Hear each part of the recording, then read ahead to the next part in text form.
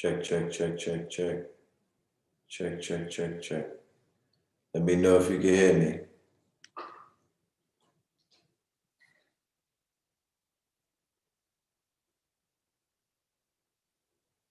Check, check, check, check, check. Check, check, check, check. Let me know if you can hear me.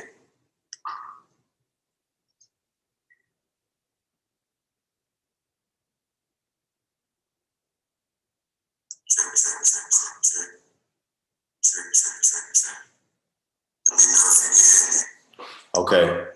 Is the audio good or is it in? Let me see. Can you hear this?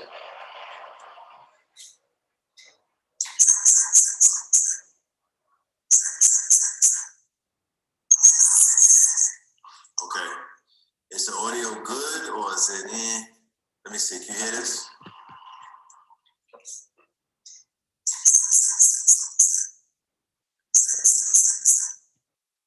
Okay, fuck it. We're just gonna go ahead and we're gonna talk. I'm not gonna be talking into this microphone. This shit is invalid. How's everybody doing? Peace, love, and light to the family. Greetings, salute. You said that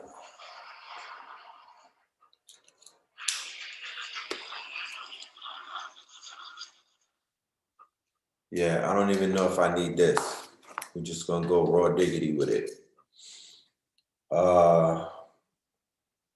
First and foremost, peace to the family, peace to you and yours. Good evening.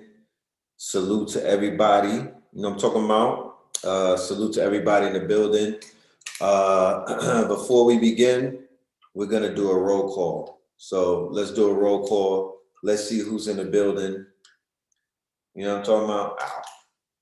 Let's see who's in the building and let's get this show started. All right, Prince George County. Prince George County was really good. Peace to Prince George County. You know what I'm talking about? Salute to Prince George County. Peace to the Prince George County in the building. All right. Peace to Texas in the building. Peace to Jersey in the building. Peace to Denver in the building. Columbia, South Carolina. Hampton, Virginia. Richmond, Virginia. Salute to all of the VAs in the building. Philly in the building. Dominica, West Indies in the building. Rome, Georgia in the building. Memphis in the building. Compton in the building. Middletown, Ohio. You dig? Chicago in the building. Louisiana in the building. Cleveland in the building. Chesapeake in the building. Milwaukee in the building. Chicago up in here. Houston up in this thing. Phoenix is here. Kansas City, Philadelphia, Greensboro, SC, Fulton County, Moreno Valley, St. Louis, Tremont, Tuscaloosa, Michigan, Houston, Athens, Charlotte, west side of Vegas, all right, Sacramento, peace to Sacramento. We see you. All right. Peace to everybody in the building. Pardon me about yesterday for Third Eye Thursdays. We were, I don't know what happened, but it was way I couldn't do it. You know what I mean? I didn't want to be on the show half asleep and whatnot. So I said, let me do it today. I was gonna do it earlier, but I had to get ready to go to Centennial Park. All right. Shout out to everybody at the Centennial Park. Shout out to everybody that is participating in the Juneteenth celebrations in Atlanta. Salute to all of y'all. Yeah, shout out to Memphis. Shout out to Detroit. Barbados, I see, is in the building. You feel me? Yeah. Shout out to everybody pulling up. I see every single one of y'all. Peace, love, and light. You dig?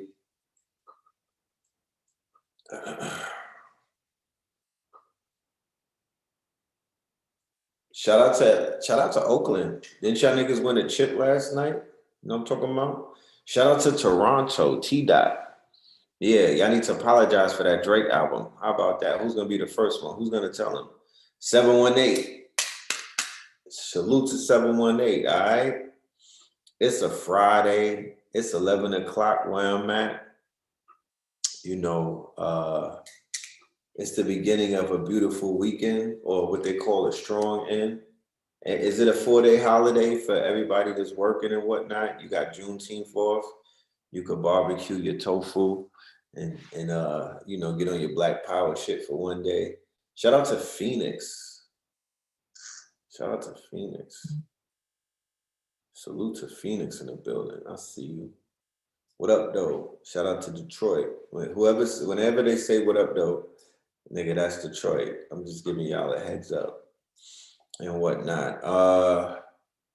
Yeah, man. So we in the building. I'm here, you know, to shoot the shit with the family. Oh, Germany is 5 a.m.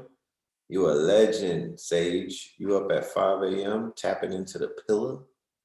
That's what's up. I'm honored by that. Appreciate you. What are you getting? Some coffee? You in the Peloton? You doing the workout? What are you doing? 5 a.m. in Germany. So first and foremost, love and light to everybody in the building. Hope everybody is, you know, in a good space. You know what I mean? I hope everybody is in a good space mentally, physically, spiritually, economically, emotionally, and all those things. You did. You thought that Juneteenth was multiple days? Are you sun gazing out there in Germany? That's beautiful. That's beautiful. Hopefully, this show and the vibrations and the frequency that this program is sending you will assist you in your sun gazing and your meditation for the rising and whatnot. You know. So it's been real hot where I've been at. It's been about it broke the 100 degrees index, I think, every single day after we went to the Stone Mountain. If anybody's been following me on social media, you saw that we made a pilgrimage to Stone Mountain, right? If anybody has been following me on IG, you may have seen that we went and made a pilgrimage to Stone Mountain on last Saturday, not the Saturday coming up tomorrow. Oh yeah, damn, it didn't even feel like 7 days. We did an early rising ceremony, June the 11th, right? It was like 5:30 in the morning, 5:40 in the morning. And we tapped in. It was about 200 people and whatnot. We did a nice meditation. We charged up the crystal. The intention was not to free Young Thug and YSL, because people is like, oh, niggas think that going to the mountain is gonna free the people. You know, niggas that wake up late always got something to say, right? So you know what that was, right? So it ain't, I'm not even gonna feed that type of energy. All I'm saying is the intention of going to the mountain was to charge the crystal. It wasn't to free, you know, niggas from Guantanamo Bay. It wasn't to make the fucking statues in Virginia, Richmond, Virginia fall down. It wasn't, you know what I mean? It wasn't to retroactively help the slaves that was in Texas who didn't know that they were free. No, that wasn't the intentions. The intentions was just simply to charge that stone. You know what I mean? It was simply to charge the mountain. You know, that's what we went there to do. You know, you can't, you know, niggas think that, you know what I mean? Like, they be wanting you to fucking topple. They want you to pull a January 6th coup d'etat and go into Stone Mountain. We supposed to pull a Georgia coup d'etat for January 6th. No, nigga. All things are in moderation. Like we building tribe right now. We building the tribe right now. We are tapping in with the family in Atlanta and other surrounding areas, and we're utilizing the Crystal Mountain to meet up and to link up. You know what I mean? Instead of, there is no 125th Street in Atlanta. So the best place that we could go that we determine is a mystical place is boom. You know what I'm talking about? It's Stone Mountain. And that convergence is going to have ripple effects, and you'll just, whatever takes place in the near future, you just got to stay tuned. You know what I mean? I'm not here to tell, my plans to the world and whatnot, but we got a lot of things that are in motion and shit.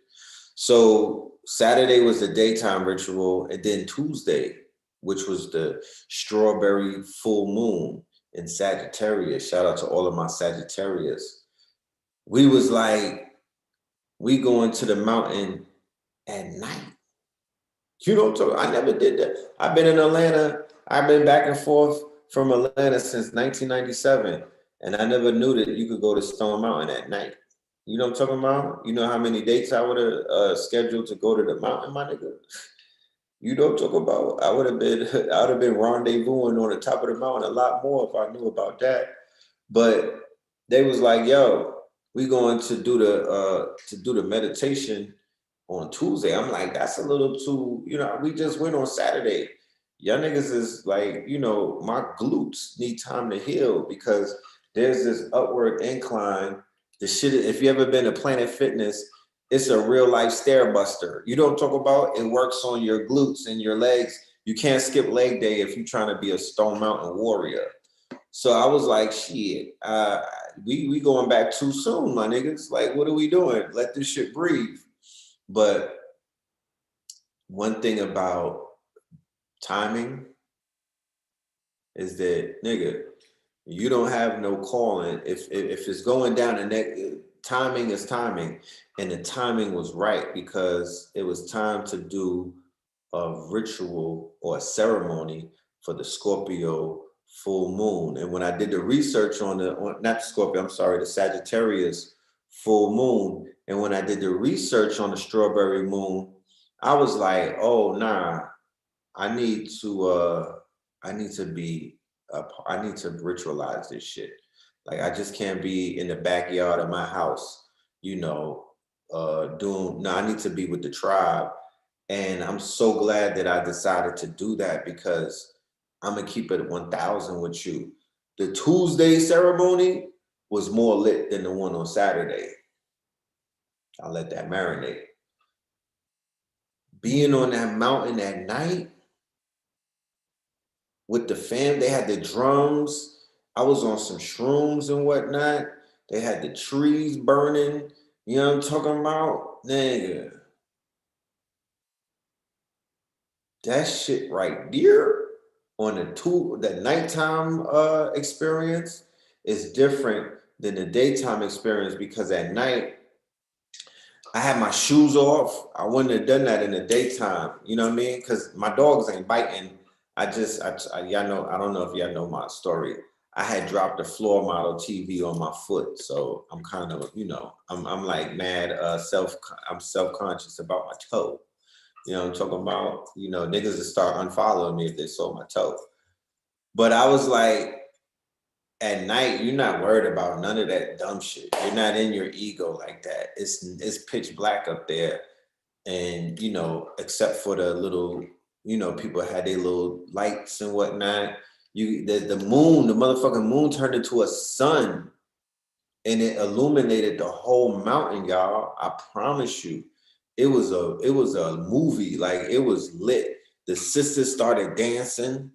We're in Atlanta, so they dancing, right? The sisters started dancing. The goddesses started moving them hips. They was dancing, the drums was playing. People was just laying out. I was laying in the moonlight and whatnot. Yeah, ça passe, ma boulette. You know what I'm talking about? Shout out to all of my Haitians out there. Yeah, I'm Haitian by association.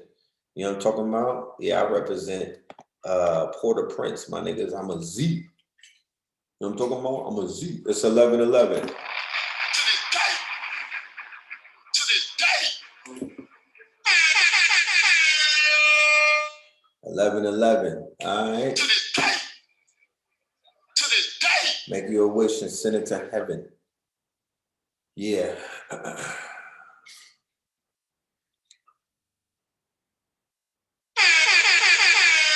So back to what I was saying about the mountain. It was a dope experience. You know, Pope Pablo showed up.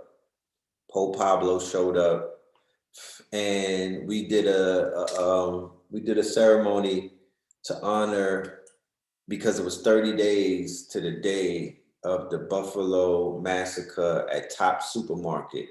Last Tuesday, the Tuesday that just passed, made 30 days from the day that quote unquote massacre took place, that I covered extensively in the last lecture that I did, Fear of a Black and More Messiah. And I didn't even realize it was only 30 days. I thought it was longer than that, but whatever. And we did a ceremony, you know what I mean? We had some Caucasians that were kind of like eavesdropping and whatnot. You know what I mean? They was eavesdropping and shit. And we didn't have a problem. They was pushing Jesus. They was out there pushing Jay. You know what I mean? They was pushing Jay. And at first we scared away a few of them, and then 3 of them stood behind. They wasn't trying to, they were trying to like just reason with us. And it's an open mountain, so you can't tell nobody that they can't stand around you and whatnot. And we wasn't being belligerent towards them at all. We was just standing in our truths. And they had to absorb our light. You know what I mean? They had to absorb the light that was coming off of us. And, Pope Pablo, he was doing his sermon and whatnot. And, we were saging them down and shit. We had to sage down the Caucasians. First, we had to make sure that our circle was saged, you know what I mean? To take care of any kind of negative energy that may have been seeping around. And then we had to sage them down, because we couldn't have them sitting around us and they wasn't saged. But they lasted about 30 minutes, and then they withered away. And then Tassili and a few other people got up there with the drums and shit, and then they started really turning up. And we were just really celebrating life, bro. That's the best way that I could explain it. We were ashayin', we were saying our affirmations under the moon at 11:11 p.m. We did something from like 11:02 to 11:11. We were really just enjoying we were in the now, for real. We were just in the now. We stayed up there till about 2:30 in the morning. You know what I'm talking about? Oh yeah, they saw the Pope and they was definitely like, what the fuck is going on here? So Pope Pablo had to remind them that he's ordained. You know what I mean? Like, you can't ask the Pope questions. Like, this is an ordained Pope. You know what I'm talking about? He's here to preach the word. So, let me get 300 likes if we got 300 in the building. Shout out to my mod, Destiny, in the building. Shout out to Destiny. I'm gonna pin that Cash App right there. You know what I mean? Y'all be gracious. You know what I'm saying? Put something in the motherfucking and pass the plate. You know what I'm talking about? Put something in the plate. How about that? And it was a beautiful thing. Like I said, what we do, we don't need to hide it. It's not, you don't need to, thank you, whoever sent the Cash App. We are in our truth. We are here. We ain't no witches. We not no warlocks. We not scared of nobody, especially no damn Caucasians. You feel me? We not scared of nobody. Law enforcement. A fucking alien could hop off of a flying saucer. We're gonna greet the alien the same way that we greet the illegal aliens from Europe to be over here. What's up? What up, though? What's happening? You know what I'm talking about? You got something to smoke, nigga? Like, it's all good. You know what I mean? It's a good feeling when you don't have anything to hide. Because I remember living a life of crime and I had to hide from the public. You understand? I had to hide my hands. When I was doing shit, I lived in fear because I was always on the other end of the law, right? So doing what we doing now is like you have to remind yourself it's nothing to hide from. You know what I mean? It's nothing to be ashamed of. It's nothing to type. You know how people be mad militant and then white folk come around, they start acting all they start code switching and they language and the tonality changes. No, be yourself. Be yourself. People wanted to chase the Europeans away. And I said, no, you know what? Keep them right here. Keep them right here because if anybody is uncomfortable, I want you niggas to remain uncomfortable. Thank you for the cash app. I want you to remain uncomfortable. Why? Quite simply because you should do what you do as if they not looking at you. You should do what they do as if they not surveilling you. You should be able to do whatever you want to do, even with them right there. So if we push them off the mountain and tell them, yo, get away from us because we don't want your kind in our vicinity, then that kind of gives everybody, the opportunity to be, their hotepi self and whatnot, or it gives them the opportunity to be black and proud. But my thing is, why you can't be black and proud and they right there? Why you can't be your hotepper self? And because they looking at you anyway through your phone. They're looking at you through these satellites. If satellites even exist, because we was having this conversation, I want to have it with y'all. And there might be a few geniuses in the audience that could enlighten me to some shit, but I'll get to that in 1 minute. If you can't do what you came to do with other nationalities in your vicinity, then you're really not about that life. That's just, I'm not judging. I'm just making an observation. You should be able to say ashe. You should be able to speak in tongues. You should be able to be as militant as you want to be. You should be able to do what the fuck you want to do in the presence of whoever. Why? Because you said that you God. You know what I mean? You've identified with being the father and the mother of civilization. So these are your children. You know what I mean? Like when the parents talk, the children need to be quiet, right? The children should be listening, right? They tell us when we were little that we were to be seen and not heard. You could tell them that, like, you're not part of the conversation. You are to be seen and not heard. You put them into place, but don't ever shy away from being in your proper persona or for showing the fuck up around anybody. I actually want them around so I know who's who. Because like I said, it be the people that's the most militant that when them people come around, you niggas start sounding like Steve Urkel. You know what I'm saying? You be making excuses. You're not unapologetic. You're apologetically black. Or let me stop using that word. You're apologetically melanated, or you're apologetically a blackamoor, or you're apologetic, but you know what I mean, right? You understand what I mean in that context, even though I have to pay attention to the words that I'm using because of the context of those words. You feel me? Because theoretically speaking, and no offense to anybody in the audience, I'm not taking no shots. I'm not taking no subliminals and whatnot. But to be honest with you, a lot of us are in the predicament that we're in because we've been acting black around white people. You understand? We've been acting black. We haven't been acting, melanated.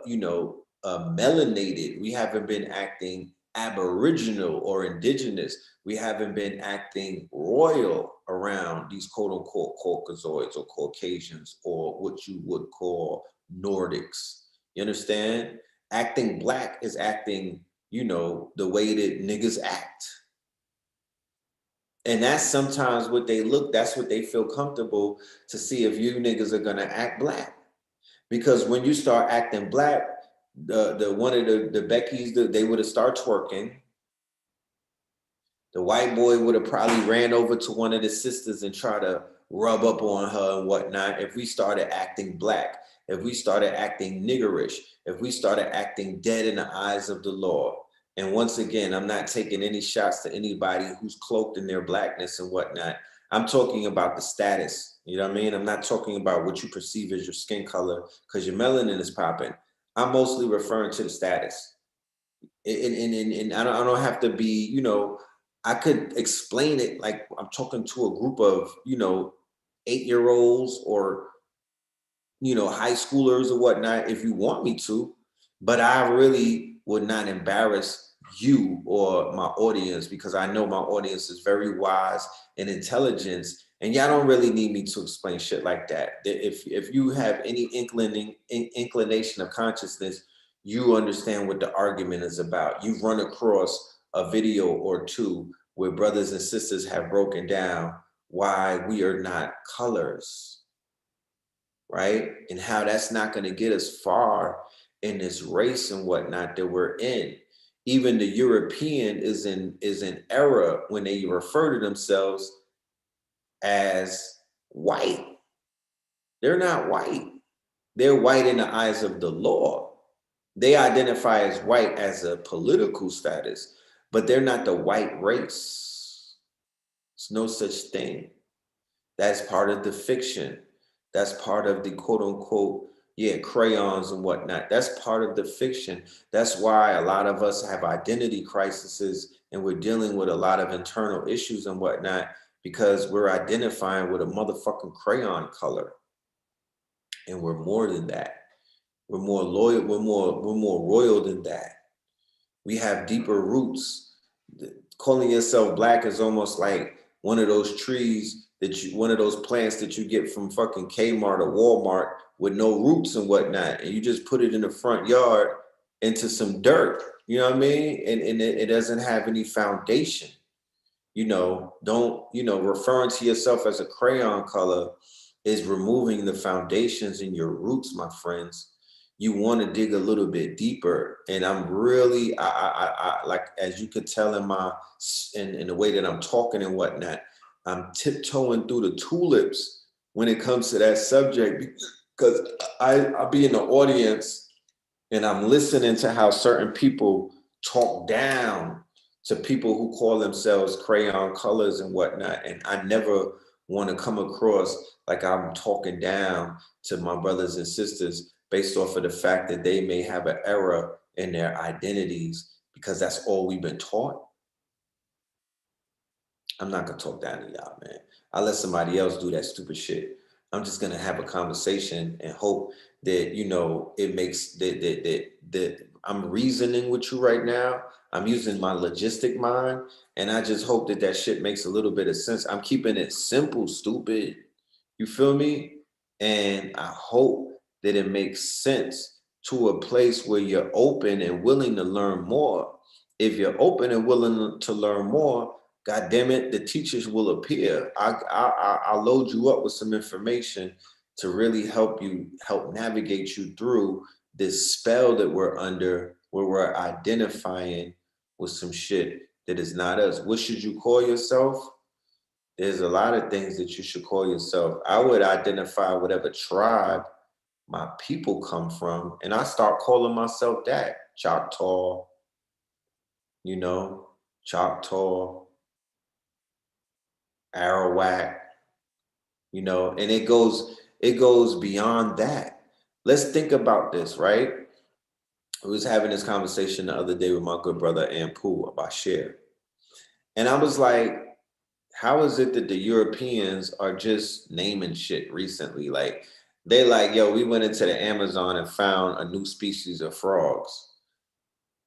Nigga, you didn't find a new species of frogs. They've been found. You make it clear that the European that you wherever country you from, that you just found out about it.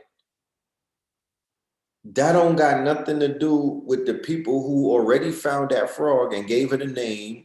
Y'all find the European is finding fish. They just named it 100 years ago, and you niggas is falling for that. Like these fish had no name before white people or before European or Nordic showed up, who didn't even have their shit together. Are you serious? Are you fucking serious? They're naming shit. If you got to name shit in the 20th, in the 19th century, that means you just got here. Facts. This planet is millions of years old, my nigga. If you just naming certain birds and fishes and whatnot, no. You knew the Aboriginal name of it. You knew the native tongue. You don't want to say it. So you anglicize. Do you know what anglicize means? Anglicize means if my name is Muhammad and I move into a certain province or a certain area, or I move to another country, right? And they'll anglicize my name because in that country or in that nation or wherever I domicile, they don't even want to pronounce my name. They might not know how to pronounce my name. My name is powerful. They don't want to evoke that power. So they'll name me Alfonso. I'll go from Muhammad to Alfonso, right? And that way they diminish because you have power in your name. Your name is powerful. Your attribute is powerful. You named yourself before you even got here, if you could even fathom that. So for somebody to anglicize your name, they are taking away your power. You see Chinese people come to America and these niggas turn into David. How, Sway? How, Sway? How you David? There's no Davids in China. You ain't got the answer. You're not David in China. How you came here became David. Once again, they anglicize the names. You seen the Korean Christians before? Yeah, how you Chinese and your name is Sam? Niggas is like, call me Sam Lee. How? Like, you're not Sam, nigga. What are you talking about? You're a samurai. You're not. It's short for samurai. Just call me Sam. I'm a Lyft driver from Japan. Nigga, if you don't give me your real name, I'm getting out this car. How about that? You out here living a fake American dream, my nigga. What? You got Africans coming over here. These niggas are Robert. You're not Robert, nigga. How did you become Robert? When did you decide you was Robert? You're Mustafa. You need to rock with the Mustafa, nigga. Hold on to, nigga, you're Mama Do. You know what I'm talking about? You're Mama Do. You're not fucking Rob.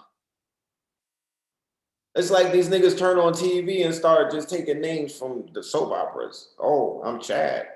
I'm Tad. I'm Susan Lucci. Like, no, you're not. You know what I'm talking about?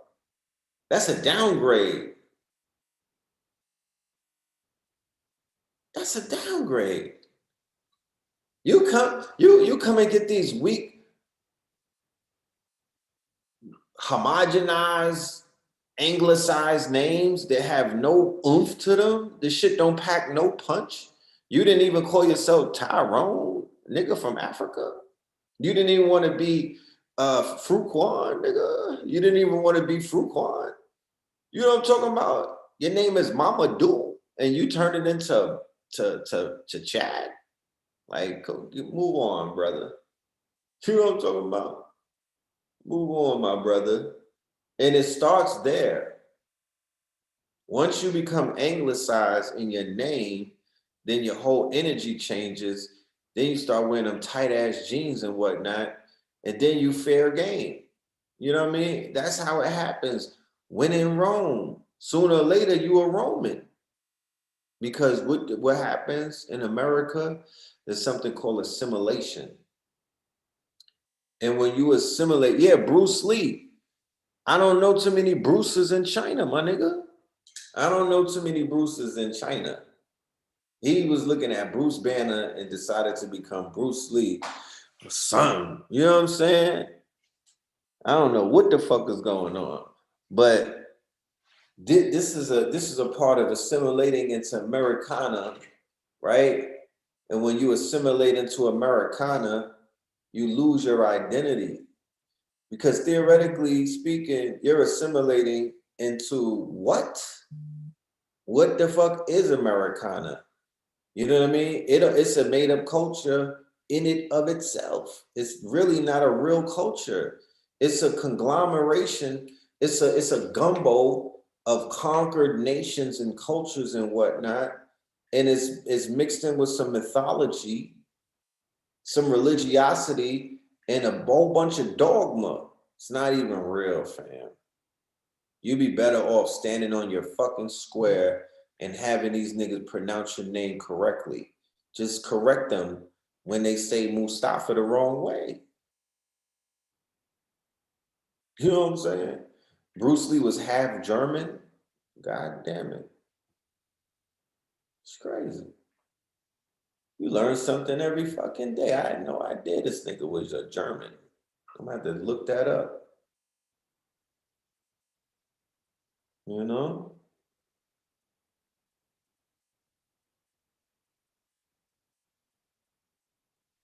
Oh yeah, nah, they start lining people up with they start dressing westernized. You know the westernized outfit is mad sus.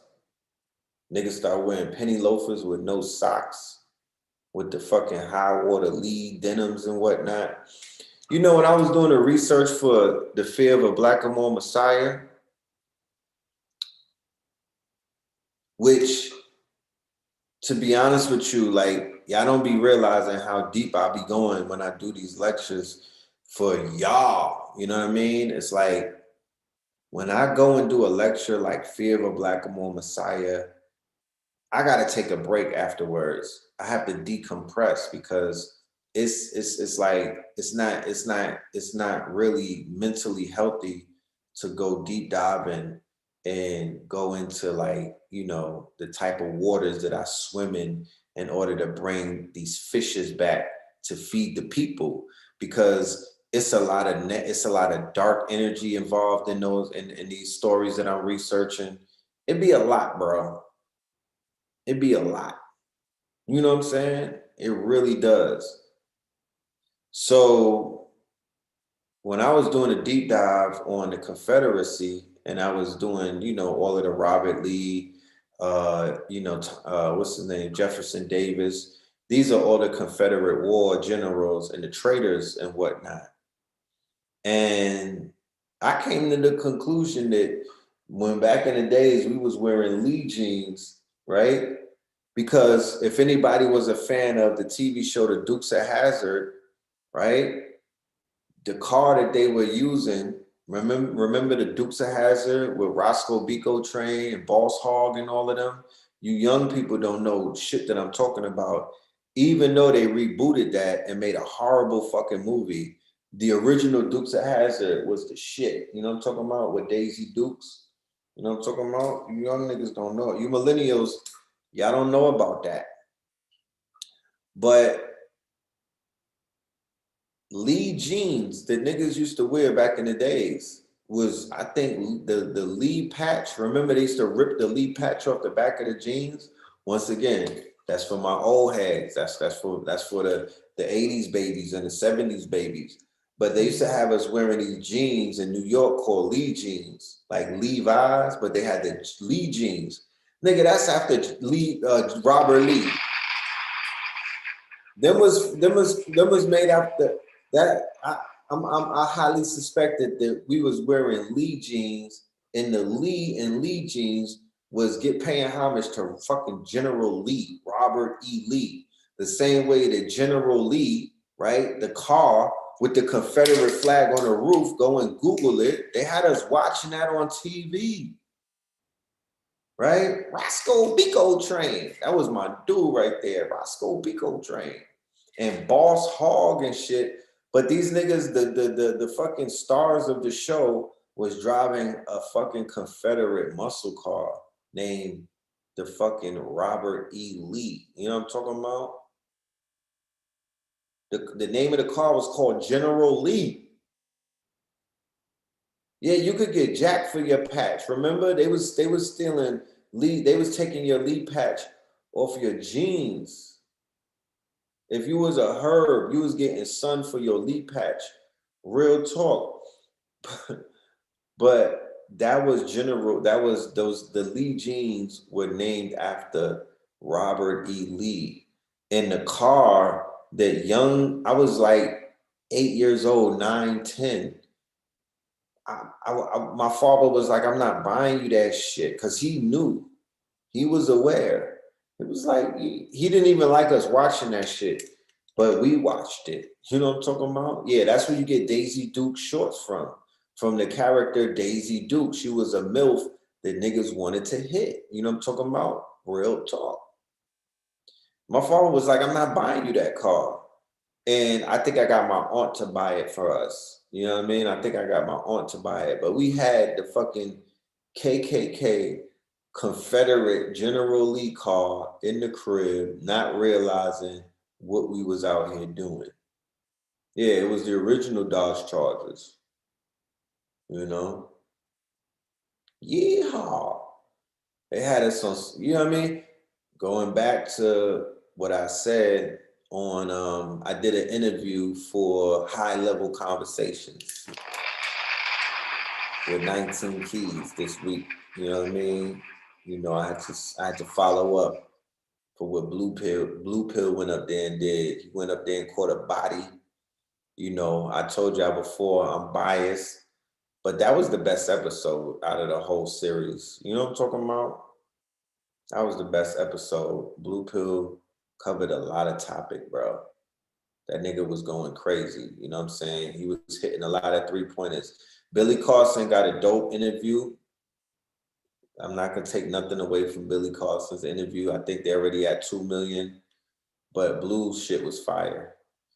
So I popped up. I did a follow up. We was talking more so about the Black Amor Messiahs and history and shit.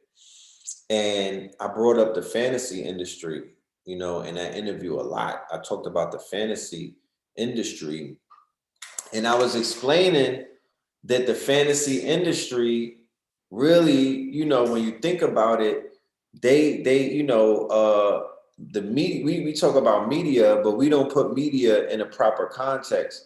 You know, a lot of the programming that my generation, my father's generation, and then the generation before that, the generation after them, they didn't have comic books and fucking movies and whatnot because the shit wasn't even created.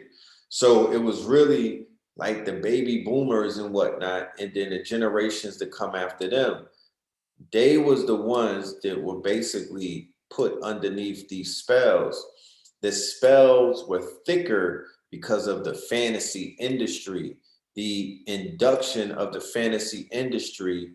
That's in every single genre in the fantasy industry, or every single niche is run by the small hats. And the small hats cut their teeth. The small hats cut their teeth in Hollywood, right? And they got included into what is known as highbrow society or blue blood society. They got the opportunity to marry these old ass white women. And you know what I mean? These were Eastern Europeans who at the bottom of the barrel. But when they went ahead and opened up the studios in Hollywood, right? The way that they were paid off by what is known as high society, because they got paid off because they were showing movies that were depicting Europeans in a higher light than they could ever be depicted in any book that they ever wrote, or any play or any theater that they ever put together. The moving picture casted the European in America in a light that they'd never been seen before. To the point to the Europeans were becoming jealous, like, damn, look how these niggas is looking on screen. They looking like gods. Gone with the Wind and the depiction of the antebellum South was a complete fiction. Okay? All that shit that was coming out of Hollywood was a complete fiction. The Clark Gables of the world, you know what I mean? All of these quote unquote golden era actors and actresses, the Marilyn Monroes and well, I don't know the name of all of them, but y'all know what I'm talking about. Those actors that your parents was infatuated by, or your grandparents was infatuated by. You understand? They loved them. They could do no wrong. Them white people, Catherine Hepburn, you know, motherfucking, you know, all of these white women's and men's and whatnot. Rock Hudson, James Dean, You know, all of those golden era crackers, right? They were in bed with the 5 studios in Hollywood. They were run by the small hats who at that point were not considered to be part of the white population, right? The glamour machine, yes. They were not considered to be part of the white population, right? They got their white card, right? They got accepted into white society because of the work that they put in through Hollywood by casting us as savage beasts, right? They cast us as buffoons, blackface, right? Uh, the Birth of a Nation, the first movie that ever came out and whatnot, that got screened at the White House, D.W. Griffin. You know what I'm talking about? The way that they depicted us. You know what I'm saying? The way that they depicted us and whatnot. Y'all talking about John Wayne and all. I'm talking about shit before them. They're like third generation. I'm really giving you I'm talking about the first generation of Hollywood.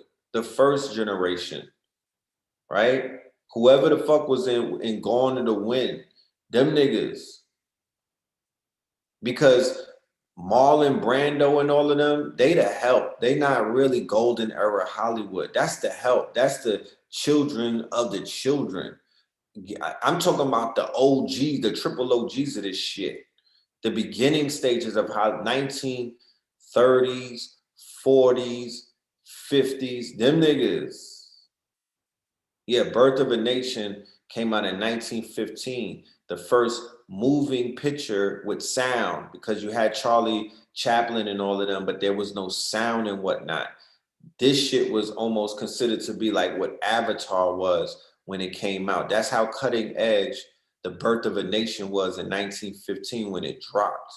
And that movie, you know what I'm saying? When is my episode gonna air? Sis, I have no idea. It comes out every 2 weeks when they drop those episodes. I really don't know. I can't give you the schedule because they didn't give it to me. I just know that I filmed it. It's in the motherfucking bag. You know what I mean? I was told that I smashed it, that I did my thing. So we'll see when it comes out. But I got faith in them boys over there that they're gonna make that shit look real good. You know what I mean? Not even the honeymooners. The honeymooners is later on. But you know what I'm saying? I'm talking about original Hollywood depictions, right? They were drag, yeah, Ben-Hur, all of that shit, the Ten Commandments. That came a little bit later. But if you research the documentary called The Empire of Their Own, it's a documentary called The Empire of Their Own. That is a must watch by everybody. That is a must watch by everybody, this part of this network, because there's certain things that I'll always refer back to that if you were to watch it, the conversation would flow a lot better and whatnot. You would be able to catch on to where I'm going with certain things because all of the information is in some of these documentaries. I stand on Edward Bernays' The Century of Self. That's a must see, The Century of Self, right? And The Empire of Their Own. I think A.A. Rashid put me on to The Empire of Their Own. The Empire of Their Own is about the creation of Hollywood. You have to watch it. We're talking about Jews from Boston, New York, right? Who started out as furriers, selling furs. And some of them had Nickelodeons and vaudevilles, right? Nickelodeons and vaudevilles. And then they were going up against Thomas Edison, who was also into film and whatnot in the beginning. And then somebody went to the orange groves in California, right? That wasn't even a plan. Like they wasn't even planning it like that. One of them went to the orange groves and decided to set up shop out in California. They was on the run from Thomas Edison because he had his goons on them. Thomas Edison was trying to monopolize the quote unquote movie industry before this shit, when it first started in its earliest days and whatnot. And they were able to make moves and go to quote unquote the West Coast, When they went out there, they set up shop in a motherfucking desert. The same way that they went to Vegas and they turned the desert into a multi-trillion-dollar motherfucking operation, right? Yeah, vaudeville immigrants. These were all immigrants who was as broke as you are right now. You know what I'm talking about? They was rubbing nickels together. They was living in what they call the ghetto. The ghettos that we live in, that's the ghettos that they were living in. And they pulled their whole fucking race out of the gutter in about 2 generations, y'all. Real talk. They pulled their whole fucking civilization out the gutter. They didn't come over here balling. They didn't come over here. They wasn't even accepted as white when they came over here. Like I said, once again, it's a fucking political status. It's not a nationality, right? The Italians were not white when they got over here. The Irish was not white when they got over here, nor were the Jews. You understand? I'm not making this up. The movie New York, what's the shit with the gangs in New York? They showed you that. They showed you that. Go and do the research about when they hung 19 Italians in Louisiana in the early 1900s, and Italy was ready to go to war with America. And how did America stop it? They gave the Italians Columbus Day. It wasn't even a holiday before that. And the Italians wasn't even claiming Christopher Columbus before America put that bullshit out there. You gotta do your research. You gotta do your research. I don't make shit up. I really say shit that you could go and research, bro. I'm not taking anything away from people that do make shit up, but that I'm not one of them, you know? Really not. I'm gonna give you some shit that you could be like, oh, really? And it's not some shit that's super far-fetched either. It's just like fun facts. You know what I'm talking about? I'm just giving you some fun facts.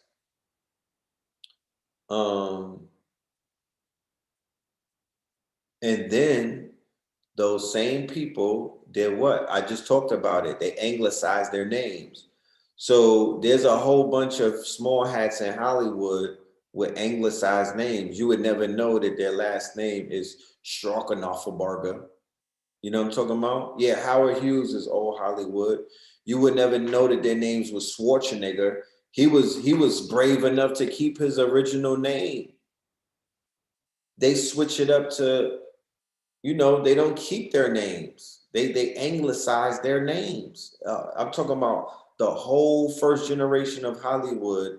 All of them anglicized their names to sound like they were quote unquote blue-blooded, like they were blue blood Europeans. They didn't want to give them their Eastern European name because these niggas were from like Turkestan and Transylvania and shit like that. These niggas had like, Transylvanian names. You know what I'm talking about? That, America wasn't too susceptible to those immigrants. You know what I mean? They wasn't giving it up like that. So they anglicized and they quote unquote westernized their names. Okay? All of them. This was about status. This was about doing anything to get to be a part of highbrow society so they could live high on the horse. That's what a lot of people were doing. And guess who were the stepping stones in order for many different nationalities to step into the spotlight? Niggas. You know what I mean? Niggas, black people, Negroes. You know what I mean? We became the stepping stones that the Irish use, that the Italians use, that the Jews use. Many people use this, that the people are coming over here. The Indians are using us. The Asians are using us. They even got our brothers from the continent trying to use us as stepping stones.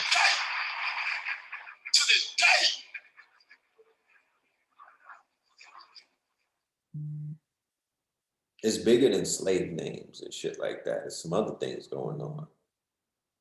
You know?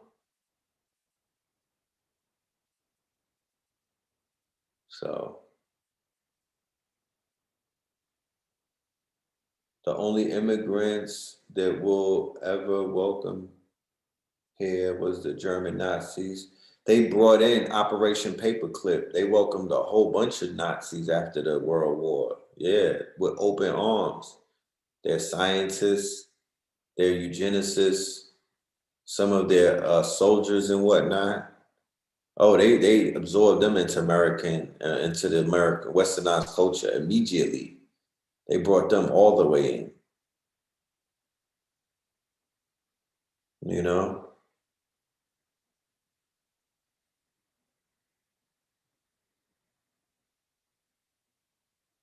So it's really like not rocket science to what be happening and the things that go on our watch. You know, it's really nothing to really, you don't have to bust your brain to figure it out. It has a lot to do with, you know, our people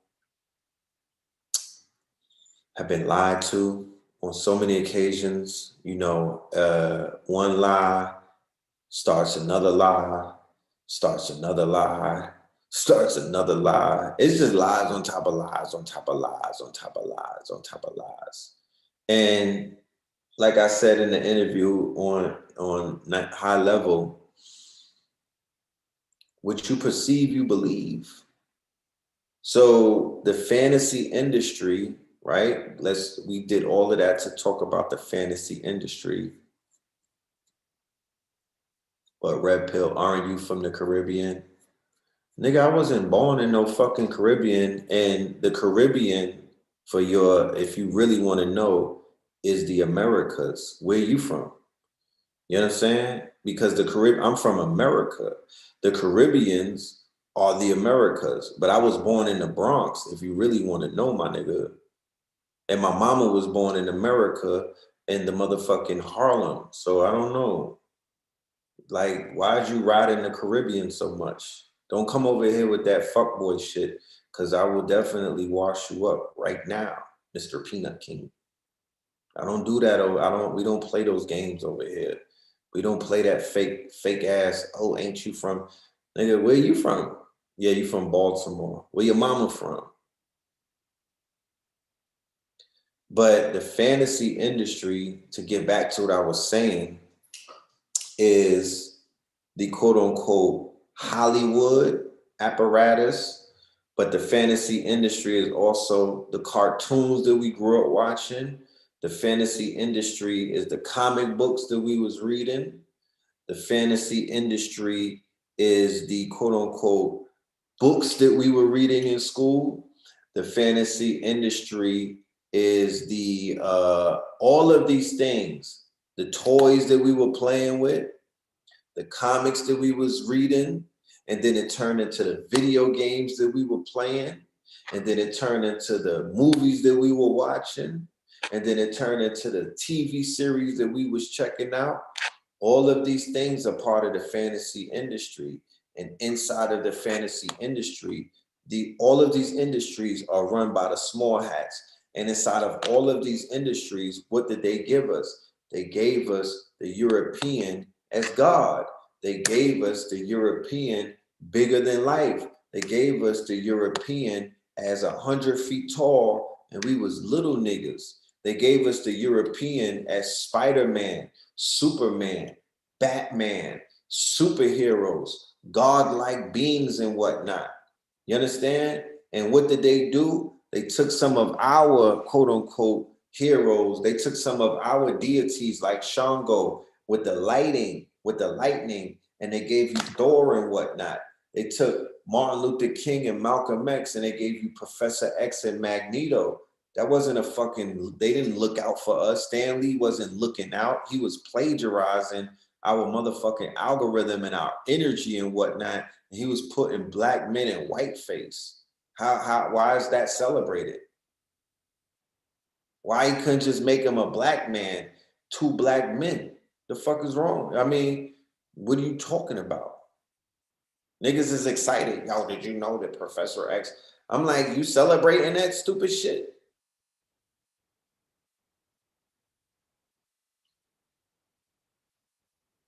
They've taken all of our heroes and they put them in whiteface because they don't even have history that goes back that far. They don't even have history that goes back that far. Their mythology don't even they should it's not even deep like that. It's not lit like that for them to even create these comic book heroes and whatnot. So the fantasy industry did a huge number on what? On a baby mind, on a 1 to 7 mind. That was your nursery rhymes. That was your Saturday cartoons. That's your motherfucking after school cartoons. That's the movies that you watch that you remember. If you watch certain movies from 1 years old to 7 years old, those movies stay in your subconscious, and those movies were helping to shape your personality. It helped to see the way that you saw monsters and all of these things. It programmed us. These are some people who understood some shit that we didn't understand at 1 and 2 years old. You know? So we would fare better if we would collectively come together and take back the quote unquote, you know, if we were to take back the fantasy industry, right? If we were to take back the quote unquote control of the fantasy industry, the cartoon industry, if we were to take back control of the toy industry, if we were to take back control of the comic book industry, if we were to take back control of the movie industry, if we were to take back control of the motherfucking media, the news media industry, all of these things have to be taken over. We have to own them. We don't got to work for them. We don't have to make partnership deals with them because there ain't no fucking power in none of that. You got to own your own shit. You could make your own movie. You could tell your own story with your own technology. Even if you don't want to use their technology, it's open source, my nigga. You could hire a motherfucking blurred and whatnot, a black nerd to code it out for you. You don't got to use their shit. If you don't want to use Adobe, if you don't want to use Final Cut, if you don't want to use Unreal Engine, build your own shit. Make your own shit. It's open source. You could take it and tweak it and then make it your own. Black Sands is working towards that goal. Well, we need a few of those businesses, and we need to own stocks in each one of them. That's the thing that we missing. The days of us sitting back and rooting for a company, nigga, we spoiled. I need stocks. I need equity, and I need shares. I'm not promoting you if I don't own a piece of your company. How about that? I don't give a fuck if you blue black. I'm not promoting you. I'm not getting behind you. I need equity. We all need to come up together. You know what I'm talking about? It's not difficult. I need equity. I want to invest. How much can I get of your company if I put up some bread? You're not going to own 100% of your company. Don't even let go of that idea in your minds. If you want to get into business, you got to give up something. You know what I'm saying? You got to give up some percentages or some fucking equity. Get into the stock market, get into shares and whatnot. Utilize the Garvey method. Utilize his blueprint that he utilized because he was giving people equity. Not Ben Carson, Billy Carson.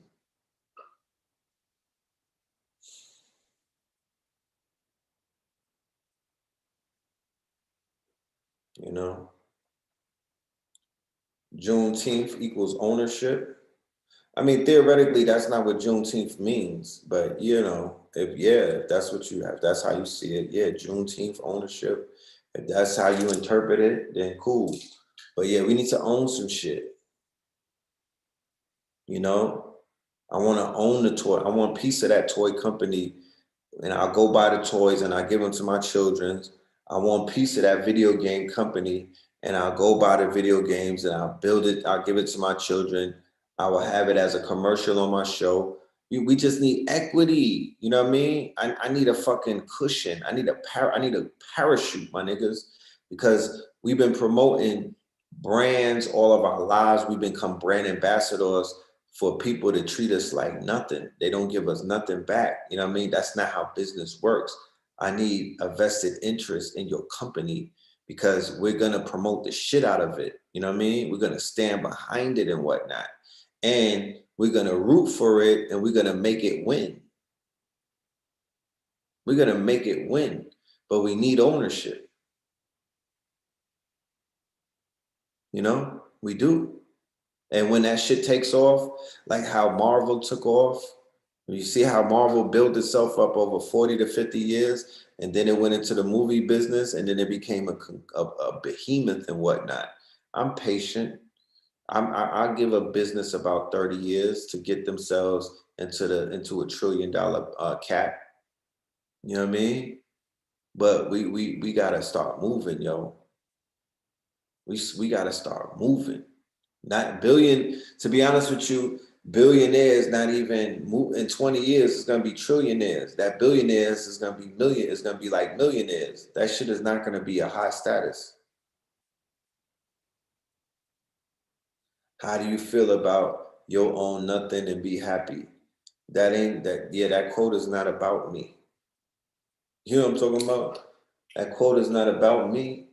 That's about some other people. I don't identify with that. You know what I mean? I don't have an issue with owning shit.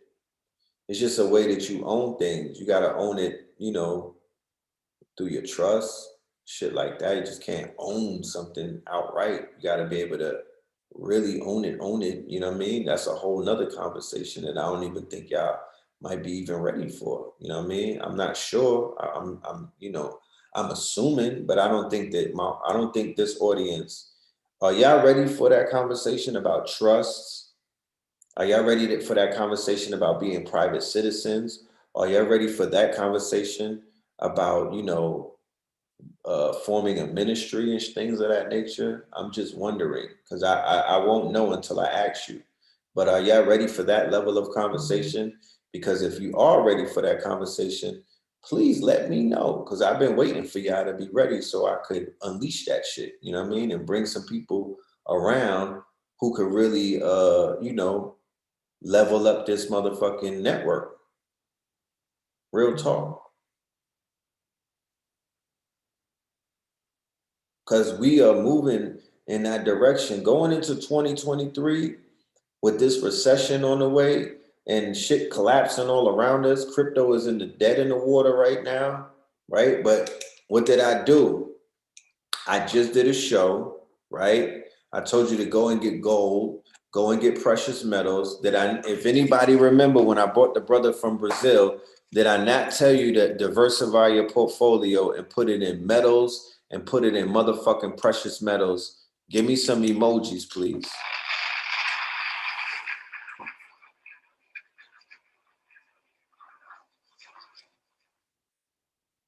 Right? I told you this months ago. Now, crypto is in the toilet. Stocks is in the toilet, right? If you would have sold that shit and got you some motherfucking gold and silver not in the toilet. That lecture was in March. Niggas fronted on me. You know what I'm talking about? Niggas fronted on me. I should have had 1,000 people in that class. You know what I'm talking about? You know, only a few hundred people showed up. I should have had thousands of people pulling up. You know what I mean? How did I know? How did I have the foresight? What the fuck does Red Pill know about anything? I knew something. I was trying to push that gold and silver on you niggas and try to get you up out of that motherfucking crypto and them stocks for a minute.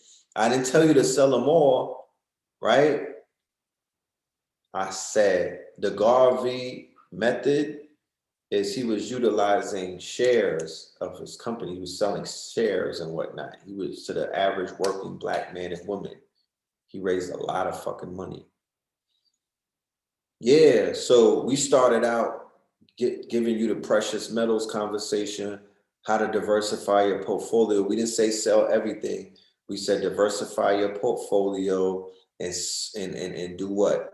What does diversify your portfolio? Don't put all your eggs in one basket, right? That's what that means. Don't put all your eggs in one basket. Don't leave everything in one fucking oven and whatnot. Split it up. That's what we said. This was when Bitcoin was looking healthy, my nigga, and Ethereum was like 35 hundos. The shit is $1,000 right now. To be honest with you, this is the best time to be alive because we need to just throw 100 bands on the crypto. And Ethereum is $1,000 right now. It's going to go back up. Mark my word. Bitcoin is like 20,000. It might be under 20 as I speak to you right this fucking moment. If we had an investment club, we would have been able to go in there like whales and eat like fucking big dogs, because that's what these banks are doing. That's what these quote unquote billionaires are doing. That's what these hedge fund investors are doing. These niggas are eating right now. This is a wonderful time. The stocks is in the toilet, my nigga. All of the big stocks is affordable. I'm not scared. You know what I'm talking about? Niggas is making money short in the stocks anyway. There's money to be made. Even with the shit falling in the bear market, it's still money to be made. And then after the metals, I came on last month and I brought the brother Slice. It's 20,000. Okay, Bitcoin is at 20. Right. So with 100,000, we could secure 5 coins. I still believe in it. I still believe in it. But I brought Slice on, right, when the market was beginning to fall. And we broke down how the market falling is not a bad thing. You know what I mean? That's how whales are born. You need the prices to get to a place where you can afford that shit. So billionaires are born in bear markets. Billionaires are born in bear markets. Don't take my word for it. Do your research. Billionaires are born in bear markets. The same way that billionaires were born in 2020 during the pandemic and whatnot, billionaires are born during recessions and bear markets. It's money to be made all around the border, right? I'm thinking about doing another Stream Chasers video for the end of this month where we're going to talk about some ways to make some bread so people don't get nervous about this recession talk, because they are pumping fear. The fear index is at 9 right now. They are pushing fear like these niggas, YSL was pushing P. You know what I'm talking about? If Bitcoin go to 10,000, that's lit. That's lit. Yeah, you definitely need 10,000. If you got 100,000 to invest, you got to be able to forget about it for about a year. That's the only thing. People don't have that type of bread, even as a collective. But I'm not gonna speak that into existence. There's some people out there that could do that. 100 racks, and you just forget about that shit and keep moving, make more money. That's how you get up. That's how you come up. So it's a waiting game. It's a patience. You gotta wait for them babies to be born. You gotta wait for that chicken to hatch, right?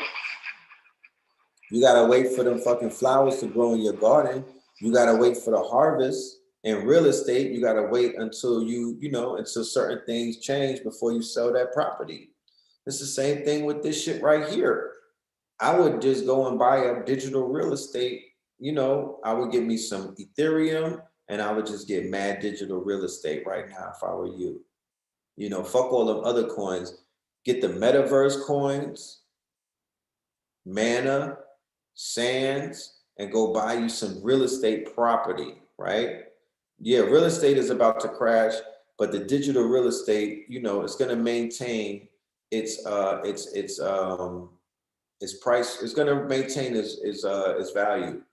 You know what I mean? Even if it dips, it still is going to maintain value in Decentraland and other places where you could buy your ass some plots of property, right now. Go buy a few NFTs and whatnot, some shit that you may believe in. You know what I mean? Go buy you some NFTs that you couldn't afford, but 90% of those projects are dead in the water right now. So you got to be able to you got to be able to know which ones are worth your investment. But if you make the right choice, my nigga, you finna be good when good comes back around. This is the time for opportunity. This ain't the time to gloat. You know how much bread I lost in the last 2 or 3 months off of crypto, bro. You know how many wallets went flat, my nigga? You know how many stocks got hit? But I ain't worrying about it. You know what I'm talking about? I'm keeping it pushing. I'm reinvesting. I am not crying over that spilt milk right there. You know what I mean? I am not. To be honest with you, I sold a whole bunch of crypto right before the shit fell anyway, because like I said, I felt it coming. And after we did the class about the precious metals, I wisened up and was like, yeah, I'm diversifying my motherfucking portfolio. I'm not just sitting, all of this money ain't just sitting in these wallets, not doing nothing. We need to do something with this. So we had a motherfucking sell-off. And I'm glad that I had that sell-off. And for the money that remained in and the shit that I left in those wallets, yeah, it got washed. It got washed. But like I said before, if you can't afford to lose it, don't invest it. Yeah, buy the dip, all that fly shit. If you can't afford to lose it, don't invest it, my nigga. You know what I'm talking about? What up, Mike P? I ain't see you in a minute. You know? Yeah, you would even fare better buying some fucking resources, right?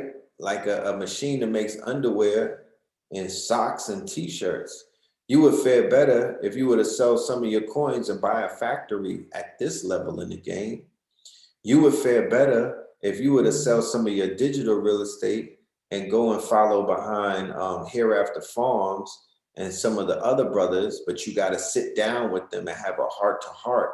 Somerville Farm, no, Somerville Lakes and Hereafter Farms, I would say reach out to them and pay them for their consultation. Don't just be asking niggas questions about shit that they had to pay to get an answer for. You need to compensate them and find out some of the ups and downs to buying 400 acres and whatnot.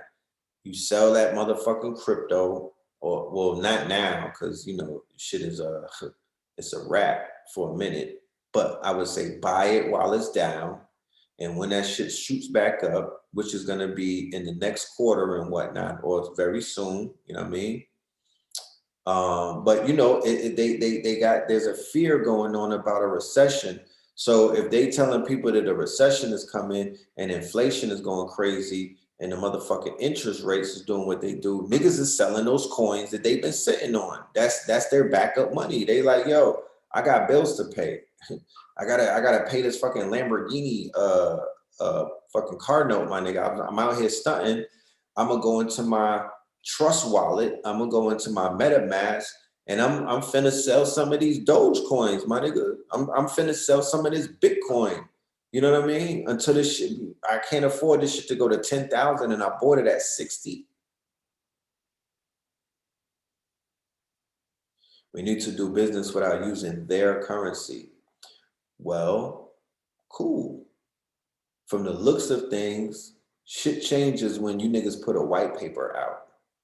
So get together and write the white paper. That's when it all begins. The white paper is a 21st century business plan. Put together a white paper, consecrate that shit, write it underneath the moon and whatnot.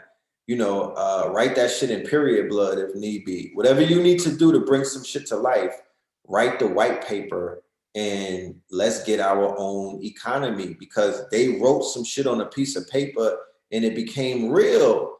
Satoshi Nakamoto in 2008, Halloween to be exact. The shit came out on Halloween, right around the time when the banks were fucking failing, right? What was that? Bear Stearns and all of them, they were falling. Remember when you niggas was going crazy about Obama? Me too. I was going a little cuckoo over Cocoa Puffs. And right around that time, the economy fell. That's the same time that the white paper came out. What is a white paper? Why are you asking me? Do I look like Siri, my nigga? I got a feather in my head, but do I look like Siri? Do I look like Siri? You know what I'm talking about? Do I look like fucking Siri? You need to go and Google that shit. What is a white paper? It's shit that you could go and look at on the internet. You don't need me to answer that. I'm not the fucking answer genie, my nigga. This is not askaninja.com. I just told you, I went in, white paper this, white paper that, write a white paper, put your ideas on a white paper. The white paper is the new business plan. And then you say, what's a white paper? The whole time that I was saying all of that, you could have quickly just went to Google and found out what the fuck a white paper is. It's on Wikipedia. You know what I'm saying?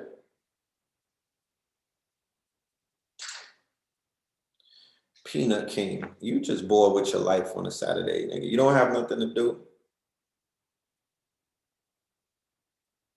You don't got nothing to do, fam. You should go to Pornhub and get off of YouTube, nigga. Go kill yourself. You know what I mean? Slowly. But anyway, in 2008, Satoshi Nakamoto put a white paper out, right? To speak about the Bitcoin, right? To champion the Bitcoin. He put the paper out. It's almost like a thesis, right? So before the Bitcoin even appeared, it was a thesis. It was an idea. It was a concept. That concept was written on paper. Like anybody, if you get into any type of occult, if you get into any type of metaphysics, if you get into any type of moral science, if you get into any of that shit where you can manifest things and change your life forever for the better, all of them is going to say the same thing. You got to write it on paper. You have to consecrate it. Bring it from your brain or your mind, put it on paper, and from paper, put that bitch into production. Create what is known as, prototype. Prototype. Make a prototype. You make a prototype. From a prototype becomes a product. You understand? It's a process, and it can happen fast. It can happen real fast. So why didn't you do that? The shit is rocket science. It's things that you could do instead of wasting a lot of your quality time on the internet doing nothing. You know what I mean? Mentally masturbating and lap dancing through YouTube. You know what I mean? Hopping from one channel to another. You could go ahead and apply some of this information instead of fucking juggling balls all day. You know what I'm talking about? That's what you could do and be more productive. I need y'all to be able to. I want standouts amongst us. You know what I'm saying? How you're not tired of watching these? You're not tired of watching niggas like me on YouTube? You're not tired. You're not tired of you're not tired of just all of these personalities. On the fucking internet. You don't want to be one yourself. You don't want to step out there and be a legend yourself. You're not tired of watching niggas like me do legendary shit. You don't want to just do something on your own.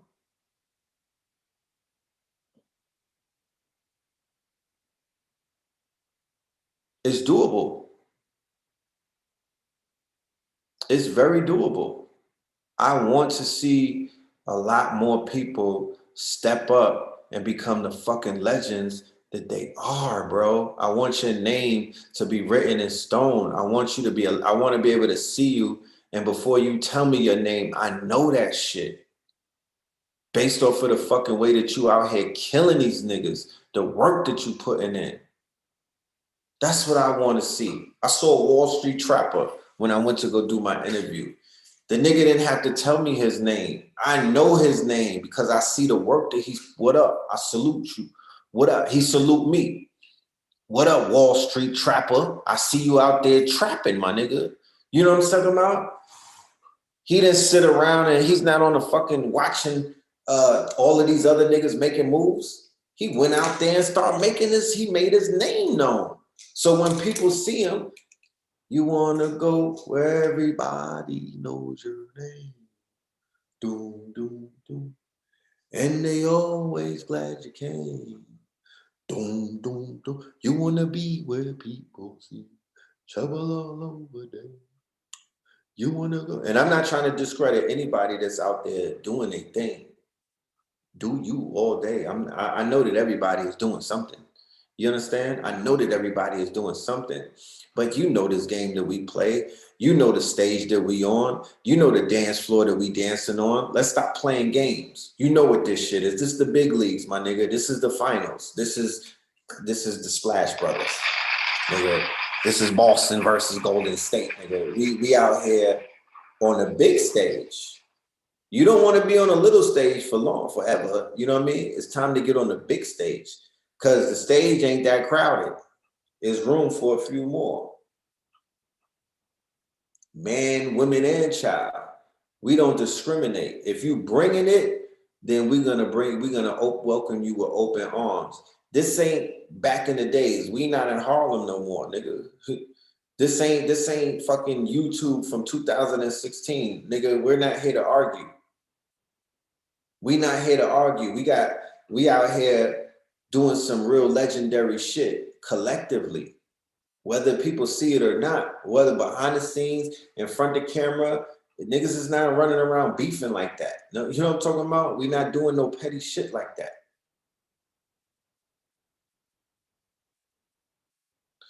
I got this shirt from Athletics, right? My niggas Athletics. We got the pants to match too. You know what I'm talking about? Yeah, that part. Yeah. The drip is real. You know what I'm talking about? I want to see you. This is an open invitation for, people that are out there to become legendary. Don't be a legend in your just in your household either. You know what I mean? You could be a legend in the hearts and the minds of millions of people that look like you. Nobody is gonna nobody is blocking you. Nobody is stopping you. Nobody is trying to regulate your greatness.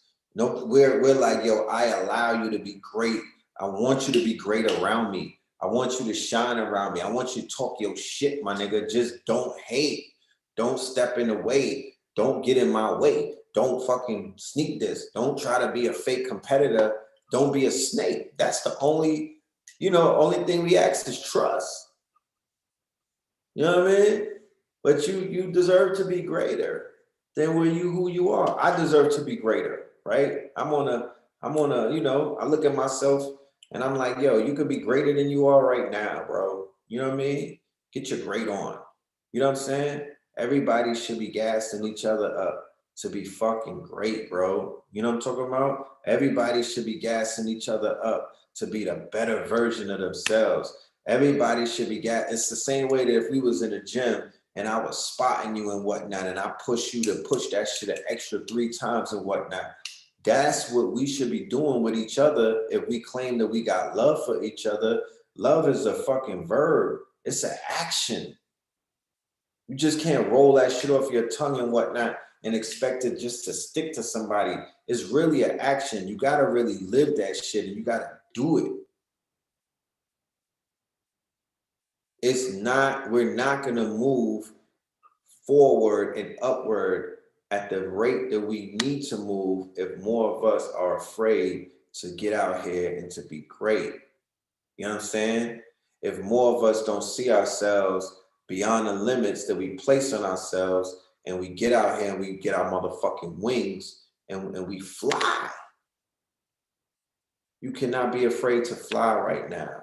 It is a very important time that we're living in, but we need more scientists. We need more inventors. We need more researchers. We need a few more teachers. We need more builders. We need more warriors.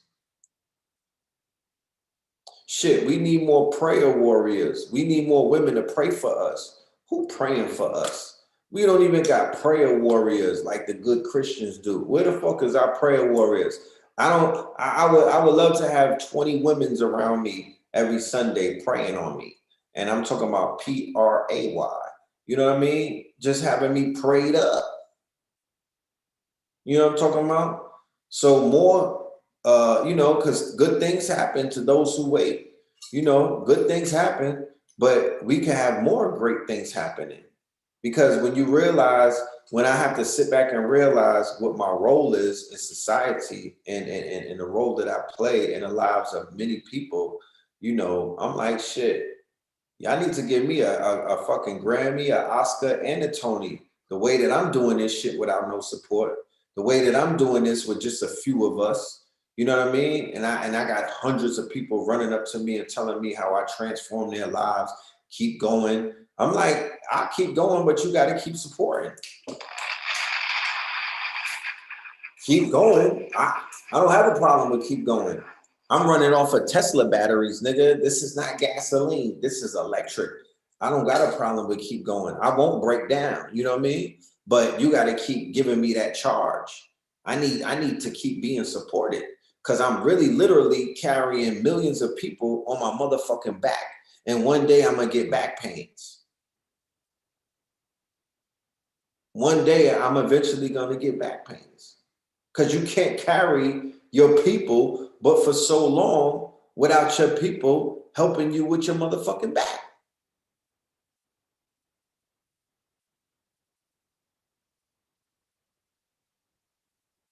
Somebody said you can't pray if you're not connected to actual ancestors. Well, tell that to Gertrude and Mildred and them, because they're obviously connected to somebody, because that prayer that they be doing works. Them grandmamas is not praying to Tahuti and Heru when their grandsons is locked up.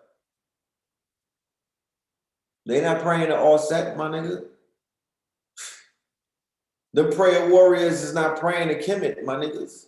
They praying to Jesus. They doing something. Bills paid, the fucking all of this shit in the living room wrapped in plastic. They doing something. They got the fucking china cabinet with the porcelain cups and all of that in the good china.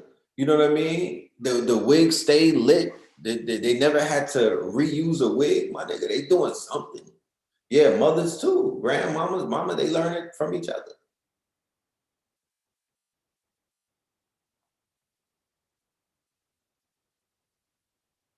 They doing something right.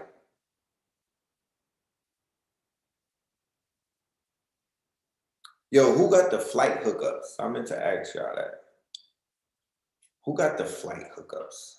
Need y'all to hit me on my inbox immediately. You know what I'm talking about?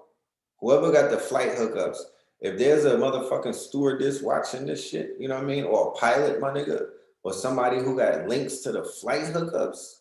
I didn't know that them shits was so expensive. Please hit me up, my nigga. Please hit me up, like immediately. Destiny, where you at? Put my motherfucking yeah, give me a buddy pass or something. I'm not too proud to tell you niggas, give me something.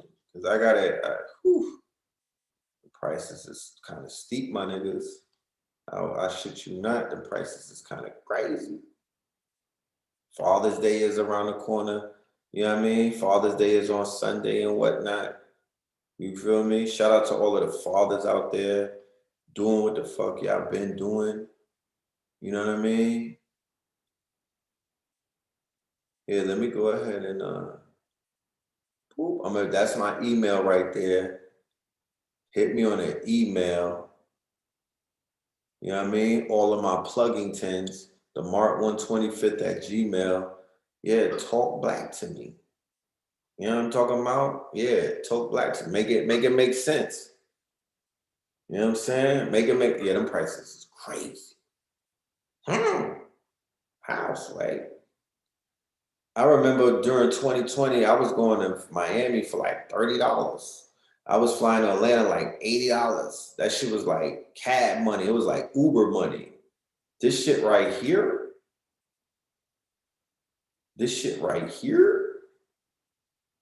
that they doing?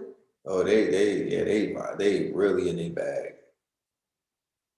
They really in their bag.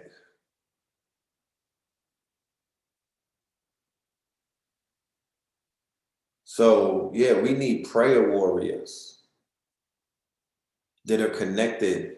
Because if you prayer warriors in the consciousness and you connected to Alegba and you connected to your ancestors who are indigenous Indians and whatnot, you connected to the Blackfoots and the Muskogees and whatnot, then goddamn it, that means that your prayer is gonna be 20 times stronger than the ancestors that was praying to Caesar Bourgeois. You know what I mean? Oh, you said that the Chinese bus done they done got bougie and whatnot. God damn. God damn. So yeah, for the fathers that are out there, before I wrap up this conversation and whatnot, I'm a father of three. Um, it ain't the easiest thing, but goddamn it, it is not as difficult as mothers have. I'm not gonna lie to you. You know, they really have, you know, they endure a lot, you know what I mean? Because, you know, the children be attracted. They be hugging the mama's legs. You know what I mean? Like, of course, you know, the daughters and the sons, they love their daddies and whatnot. But from my perspective, from my experience, the mother she's the main act. You know what I mean? She's the lead fucking actor in this movie. We are the supporting actors. We are the supporting cast. We are the supporting actor in a motherfucking in a tragedy slash comedy movie. You know what I mean? We play a good role of supporting her. Okay? We play a good role of supporting her. And I just want to say, you know, for all of the fathers out there, I want to personally thank y'all because over the years, right? I used to see some crazy shit back in the days before I had a child and whatnot. And I didn't see men with their children, right? Coming up 99, 98, 97, 96, 2000s, 1, 2, 3, 4. I used to be like, damn, you don't see men pushing baby carriages. You don't see men, you know, like how the Africans be having their children strapped to their body. I wasn't seeing men doing that. But I guess because I was a father, I was probably not in places where fathers be. I don't know what it was. What I do know is once I had my son, that I started seeing that a lot of that. I'm like, okay, because I personally was on 125th Street with a mirror and a motherfucking baby carriage, getting busy selling my t-shirts, doing videos, having outside debates and whatnot with my son right there. You know what I'm talking about? Like at 2 years old, 1 years old, like real talk on the block. And then the block was hot too. The block was lit. This was like 2007 and 8. I used to have a mirror outside with me when I was selling the Obama shit, 2 in the morning. You know what I mean? And then when Michael Jackson died, 3 in the morning, because it was bussing out there, bussing. It was moving. And my son would be right there with me, either sleeping in the car or he would be chilling. You know what I mean? And I would say to myself, like, yo, this is really some fucking, like, because think about it. This was a new experience for me. I never had no experience like that before in my entire life. I didn't even know what it felt like. And I'm like, yo, um, I'm like, yo, I got 3 children, right? I got 3. I was like, yo, this feels this just feels, you know, this is healthy. Like my heart was like feeling lighter, you know what I mean? Like I was feeling like I had purpose in life. I tell people all of the time that my son helped me with my purpose, right? Because I'm not saying that I had no purpose. I just was really like lost when it came to defining my purpose and standing on it. You know what I mean? I was like toying with my purpose. I was on the fence with my purpose. I wasn't secure in my purpose. I didn't necessarily know what my purpose really was because I was living for myself before my son came. So when I was living for myself, I was more selfish. And I was like, in order to have this purpose, you cannot be selfish. It don't work like that. You're not going to receive what your purpose truly is if it's only about you. You understand? So when I was able to open up my heart and make it about a whole nother human being, that's when my purpose hit me. And it was like, it wasn't like you got to take care of your people or you gotta be there, because I'm not no savior. I'm not the savior to my people. That's not what my purpose showed me. My purpose showed me that is, if you walk in your path of enlightenment to know who you are but by any means necessary. Like I'm talking about, if you're willing to go to the lengths that you went to get money and to be fly and to have your name ringing in these streets, you could go to the same length to find out who the fuck you are, who your family is, and the shit that your brother Blue Pill, because Blue Pill gave me the red pill. He was the one that woke me up. So if you're willing to do the research into the crazy shit the Blue Pill be telling you when y'all smoke weed together, because he would smoke weed and then he start going in, oh, you know about, you know what I mean? You God, and you know, we not from this planet.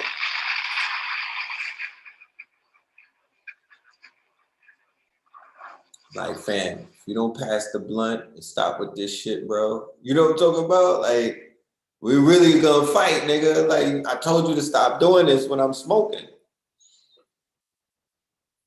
And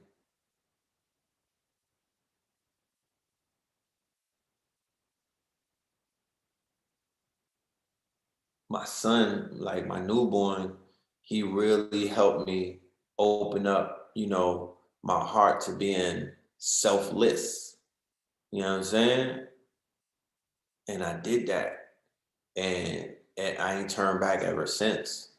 You feel me? And each child that I had is more of a step in the right direction. You know what I'm talking about? It was more of a step in the right direction to help me with, you know, because as I'm learning who I am, as I'm discovering my purpose, as I'm on my quest of man, know thyself, I've been able to share and I've been able to, you know, be of assistance to other people that are on their path. And by doing that, I became the red pill.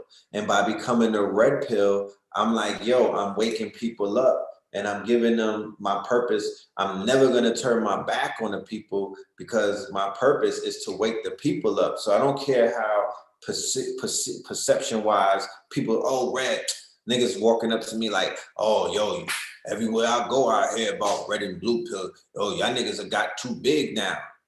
Bro, if you see me standing in front of you, I'm obviously not too big. You know what I'm talking about? If niggas is carrying me on a fucking if niggas is carrying me on an air mattress, you know what I mean? Like I'm your holy highness, then maybe you could have that conversation for me. But I'm right here, I'm eye level with you. So what you talking about? Big where? You know what I mean? Like I'm still here doing the work. I'm still here putting in the pain. I'm still here frontlining. I'm still here doing what I've been doing since you met me. Because that was my that was my commitment. You know what I mean? I agreed to that. That's my contract. Regardless of how anybody thinks where I should be and what I should be doing, the contract, I have a contract. I have a spiritual contract, and that contract is to do what I'm doing. And certain things that I would love to happen, it won't necessarily happen because that's not how my contract is set up. I'm doing what I need to do, you know, and people are, you know, I'm being verified and certified by people for doing that.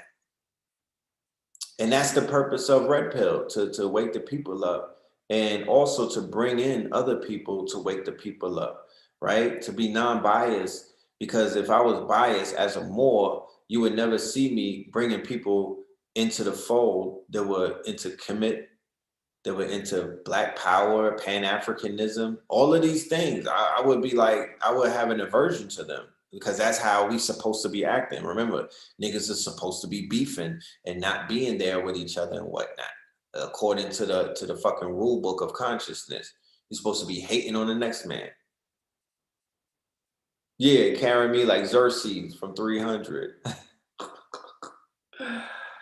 You niggas watch too much Netflix, man. You know what I'm saying? People get so intimidated when they see you in your bag and whatnot. People get intimidated when they see you around certain people.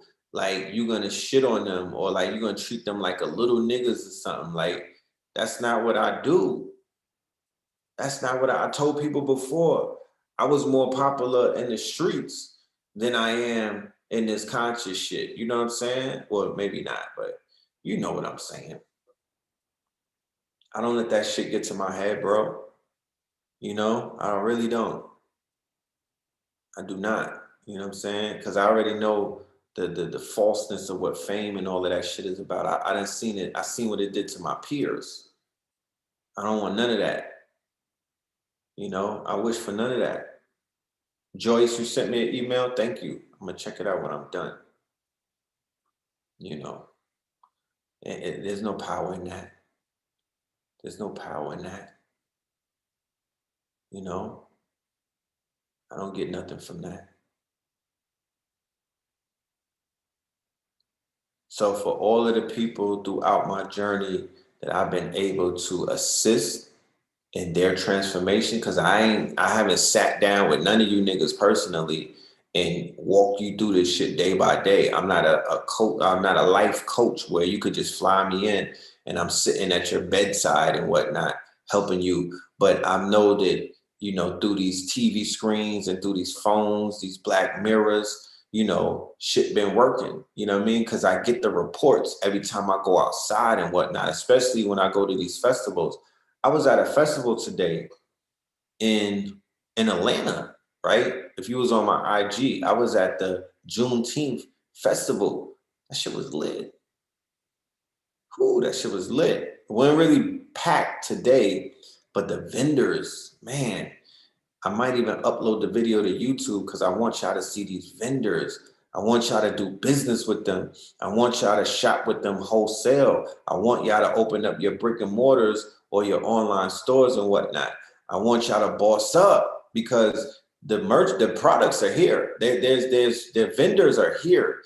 This shit is like a trade show. The Juneteenth celebration, the video that I got, it's like going to the Magic trade show. This shit is like a trade show. That's how many vendors, and they got their shit together. It's not no janky ass products. They got good packaging, labels. They done stepped it up. Them PPP loans done clean niggas up in the hood. I promise you. To this day. PPP loans got niggas looking real clean in the hood. You know what I mean? I promise you.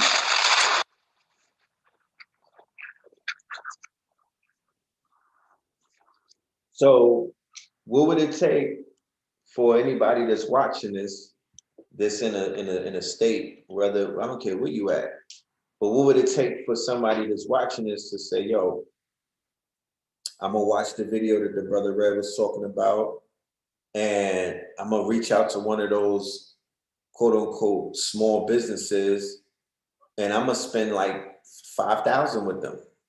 I'm gonna spend about 10,000. I'm gonna spend that. I'm gonna spend some of this bread with them, and I'm gonna go ahead and open up my own. I'm a franchise with them, or I'm gonna buy inventory from them wholesale, and I'm gonna do a festival. I'm gonna catch the Juneteenth festival in my city, or the Kwanzaa festival, whatever festival, whatever. You can make your own shit up. But that's how we circulate our dollars, right?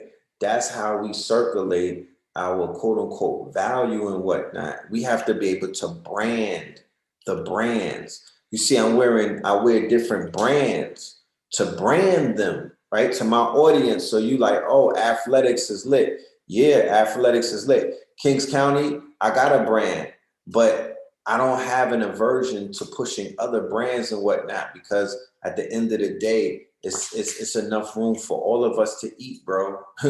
I don't live in lack. I don't have lack mentality. I have a mentality of abundance. So in abundance, many of us stand on the stage, not one of us. I don't think individual. I'm like China. I got the China flow mind state. I think like I'm Chinese. Them niggas think as a whole nation. They think like ants in an ant farm and whatnot. That's the type of winning mentality. I think like a Mexican. You understand? I think like a Nigerian and whatnot. I don't think limited. I don't think like a fucking European wasp. You know what I'm saying? Where I have inferiority complex, little dick energy, where I can't share the stage with people who doing great in life, who are doing things and whatnot, who got great products, who got shit that look good and whatnot. I want you to get on stage with me. I don't want to be in the spotlight by myself. It's no fun. I promise you. It's no fun. Diversify your portfolio, right? Put your eggs in multiple baskets, not just in one. Diversify your portfolio. You will benefit from that. Take my word. You know what I'm saying? Make sure that your paperwork and everything is good, because you can't just be doing business with people and you're not locking in with the paperwork. Make sure you got some good paperwork, right? Make sure that that everybody is on the same page and whatnot. But don't feel threatened by anybody who is around you and whatnot, who might even be doing some of the same things that you're doing and whatnot. See how y'all could work together and whatnot, so you could promote each other.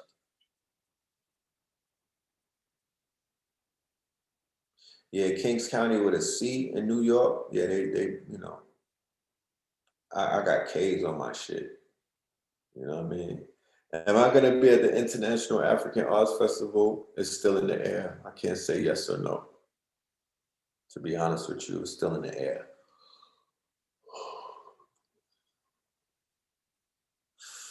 So yeah, man. We almost at the 2 hour mark. So with that, I'm gonna have to put my mic down for the night. You know what I'm saying? I got a long day tomorrow. I'm gonna be at Centennial Park at this Juneteenth festival, and then on Sunday I'm scheduled to be in LA. I'll keep y'all updated. You know what I mean, and let y'all know what that's looking like for the Zen and Kush King celebration. The sister Lizzie Jeff is celebrating the Black Kings and whatnot, the men. So she's doing something in LA called Zen and Kush. I'm gonna put the link in the description right here in this video. If you want to check that out, if you in LA, if you in the West Coast area, I definitely want you to pull up to that. That's gonna be super lit, very sensual. Wear your bedroom fresh, silky pajamas, you know what I mean? Shit like that is, yeah, that part. So, check us out. You know what I'm talking about? Check us out. See what it's about. You know what I mean? You will thank me later. For the fathers that are out there, once again, happy Father's Day. Thank y'all for showing up as fathers in the last decade and whatnot, and stepping the fuck up and letting the world know that you're not no deadbeats. For all of the deadbeats out there, get your shit together. You know what I'm saying? Pull your pants up, my niggas, and get your thing. Like, do right, my G. I promise you, you will be rewarded if you do right. You know what I mean? Do not repeat the shit that was repeated on you. For the mothers out there that's holding it down, that don't have no fathers in their lives and whatnot, or the father dipped and whatnot, salute to y'all for every motherfucking thing that y'all do. It is never gonna go unnoticed. Believe you me when I tell you, y'all have some of the most difficult jobs in the world, raising these little ones and whatnot. Even with the help of the father, it's still a task, and we honor you, we respect you, we love you, we're there for you. And we're going to even become stronger as a unit. So some of that weight will be taken off of your shoulders and whatnot. But the fathers, when we get our shit really, really together, y'all gonna see, you know what I mean? It's gonna be a better world that we're all gonna live in, especially for those that are in this net. I can't speak for the whole world because that's not who I'm speaking to. As you can see, it's only a few hundred of us. I'm good with that. I'm not trying to speak to 500 million people. You know what I'm talking about? Because they can't get it right now. They're going to get this shit decades later and whatnot. This is for the elite. This is for the few who get it. Those who are on a certain frequency, who can understand what these times are. Y'all are going to teach the rest of the world, But we got the potential right now to boss up. Like I was talking about earlier, we could come together and buy land and put food on that land. farms, agriculture. They talking about food shortages and crisis. My nigga, we gotta be solutionaries. Land. You don't even gotta live on the land. As long as you can put a fucking seed in that dirt and it produces something, nigga, just start a farm.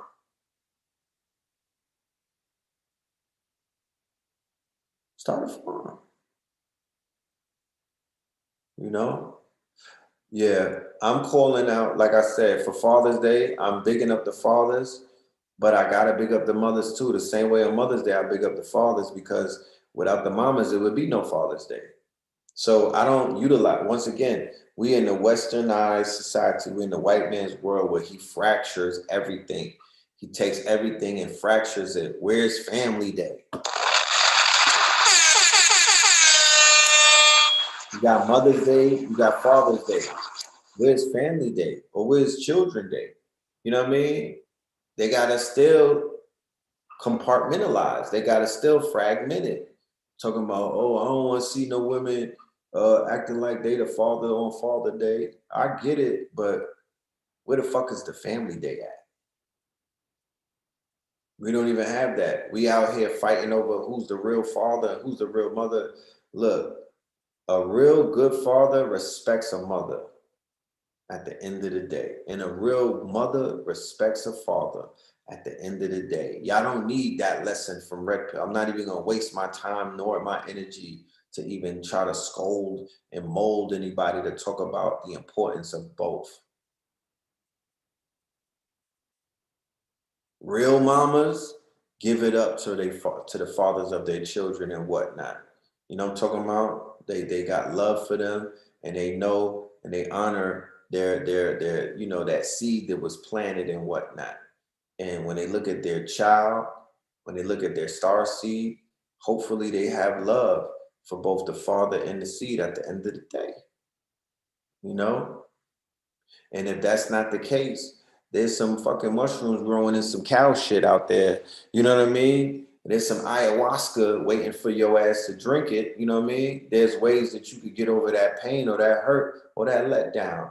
I'm not judging, I'm smudging.